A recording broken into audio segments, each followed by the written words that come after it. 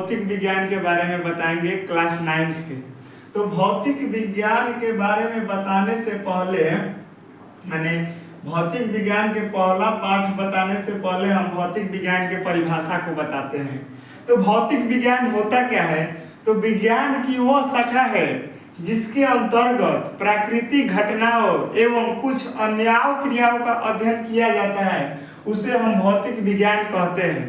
भौतिक विज्ञान विज्ञान की वह शाखा है जिसके अंतर्गत प्राकृतिक घटनाओं या कुछ अन्य क्रियाओं का अध्ययन किया जाता है, उसे हम भौतिक विज्ञान कहते हैं। और भौतिक विज्ञान का पहला चैप्टर है गति। गति मतलब होता है मोशन, गति। तो गति का सिंपल सा परिभाषा है, जब किसी वस्तु में समय के अनुसार परिवर्तन होता है गति कहलाता है। मान लीजिए यह एक वस्तु है, इसको क्या कर रहे हैं हम, धीरे धीरे मोड़ रहे हैं, क्या हो रहा है, यह एक निश्चित गति से क्या कर रही है, गति कर रही है, समय के अनुसार परिवर्तन हो रहा है यानी गति कर रहा है। तो जब किसी वस्तु में समय के अनुसार परिवर्तन होता है गति कहलाता है। गति का अपोजिट होता है विराम। तो विराम माने अपोजिट है, तो इसका परिभाषा भी क्या होगा, उसके अपोजिट ही होगा। तो मान लीजिए गति कर रहा है, इसको एक निश्चित समय पे हम रोक दें तो ये गति नहीं करेगा, यानी जब किसी वस्तु में समय के अनुसार परिवर्तन नहीं होता है उसे विराम कहलाते हैं। विराम माने यह एक निश्चित समय पे क्या हुई है, रुक गई है, उसे हम विराम कहते हैं। गति विराम के बाद आता है रास। तो राशि आप लोग जानते होंगे, गेहूं की कटाई होती होगी, आता है तो क्या होता है, छोटे छोटे माने एक एक दाने से मिलकर क्या होता है, उसका समूह का निर्माण होता है। वो वैसे ही मान लीजिए एक मार्कर है, हम इसके पैकेट को कीन के लाए तो कितना हो जाएगा, 9-10 हो जाएगा। तो वस्तुओं के संग्रह को राशि कहते हैं। माने छोटे छोटे इकाइयों से मिलकर जो चीज बनता है उसे हम राशि कहते हैं। राशि कितने प्रकार की होती है?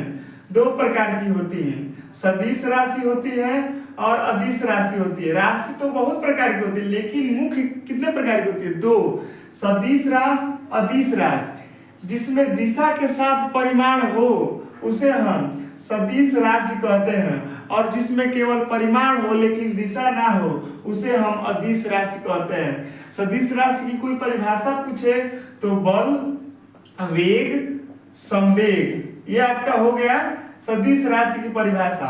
अगर अदिश राशि की परिभाषा पूछे तो चाल, दूरी, समय, ये आपका अदिश राशि का परिभाषा हो गया, माने उदाहरण हो गया।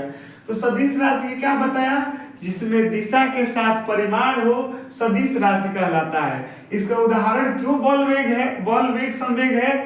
किसी निश्चित चीज पर मान लीजिए कोई चीज को हम क्या कर रहे हैं, बल दे रहे हैं, तो उसके क्या होगा, दिशा भी बदलेगा, परिमाण भी बदलेगा। यानी दिशा क्या होगा, उसका दिशा बल के परिक्षेप माध्यम से हम बदल सकते हैं, और क्या होगी, परिमाण एक स्थान से दूसरे स्थान तक जा रहा है, यानी वो हो गया बल आपका हो गया सदिश राशि। अदिश चाल, परिमाण हो लेकिन दिशा ना हो।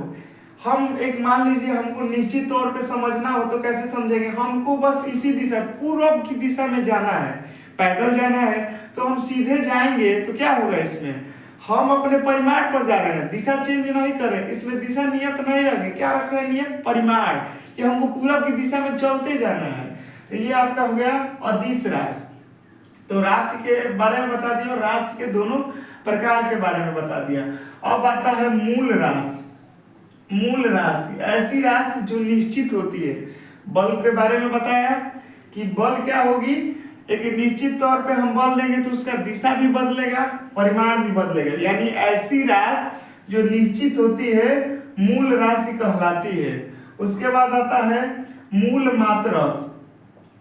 मूल राशि के मात्रा से ही मिलकर बनेगा, कोई भी इकाई होगा वो अपने अनुपात से बनेगा। तो मूल राशि के मात्राओं को ही हम मूल मात्रक कहते हैं। अगर मूल मात्रक की कोई उदाहरण पूछ दिया तो धारा इक्वल टू एम्पियर, यानी ये क्या हो गया, I बराबर हो गया ना। तो इसको क्या कर रहे हैं, मूल मात्रक, मूल राशि के मात्राओं को मूल मात्रक कहते हैं। उसके बाद से आ गया व्युत्पन्न राशि।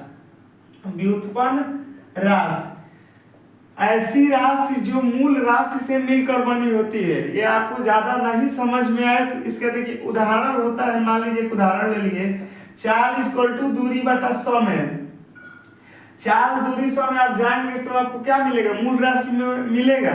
तो यानी जो भी राशि हो मूल राशि से मिलकर बनता हो व्युत्पन्न राशि कहलाता है। उसके बाद बताते हैं व्युत्पन्न मात्रक से मूल मात्रक की परिभाषा है।